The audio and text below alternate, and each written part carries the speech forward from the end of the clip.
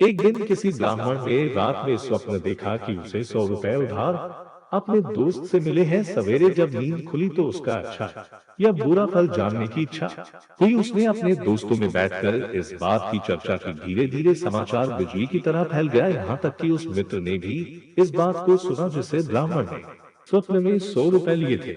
उसका जी लालच में हो गया था। वो चाहता था कि किसी तरह ब्राह्मण से रुपया लेना चाहिए और उसके पास जाने को कहने लगा कि जो 100 रुपए उधार लिया था वह मुझे दो।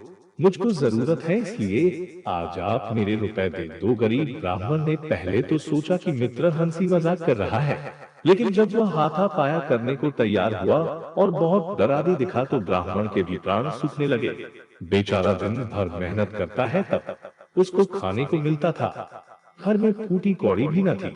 100 रुपए कहाँ से देता? विवश साहस बांधता वो भी मित्र का सामना करने को खड़े हो गए। अब तो मित्र के कान खड़े हुए। उन्हें आदेश था कि डरकर ब्राह्मण देवता दे देंगे। लेकिन जब उसको इस आशा पर पानी फिरता दिखाई दिया तो उसने ब्राह्मण को नहीं दे अपने घर का रास्ता लिया। जाते जाते कहा गया कि मैं तुझसे रुपए जरूर वसूल कर लूंगा और गगन में सभी दोस्तों और पड़ोसियों को उपस्थिति करूंगा जिसके सामने आपने पाना स्वीकार किया है। ब्राह्मण देवता करते ही क्या ईश्वर पर भरोसा था, उसी का नाम जपेंगे लगे। दूसरे दिन मित्र महाशय ने ब्राह्मण पर उधार लेने का अभियोग लगाकर दावा कर दिया। न्यायाधिकारियों ने दोनों पक्ष की बात ध्यान देकर सुनी, लेकिन कोई निर्णय नहीं कर सकता, क्योंकि गवाहों ने स्वप्न में रुपए लेना ब्राह्मण के द्वारा स्वीकार करना बतलाया। सोच विचार कर न्यायाधिकारी ने यह मामला बादशाह के पास भेज दिया। बादशाह ने मामले पर अच्छी तरह से गौर किया। वह जानता है कि मित्र सरासर दगाबाजी कर रहा है। बादशाह को निपटाने की कोई तरकीब न सूझी। लाचार हो बादशाह ने बीरबल को बुलाया।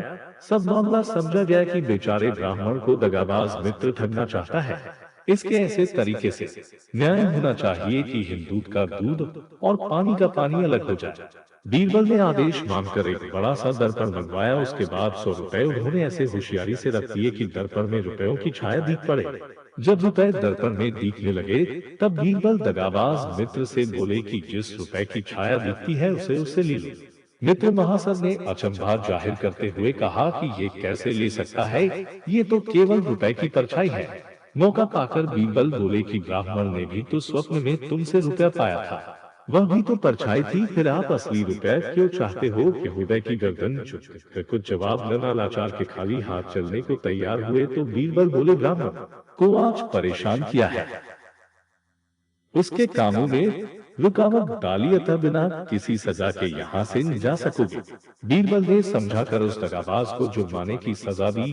जो राशि जुर्माने की मिली उसने उसने उस गरीब ब्राह्मण को हर जाने में दे दी। इस तरह गरीब ब्राह्मण हंसी खुशी घर वापस आ गया। जिन्होंने इस न्याय की खबर सुनी उन्होंने बीरबल की प्रशंसा की। बादशाह को बीरबल के इस न्याय से बिल्कुल दंग रह गए।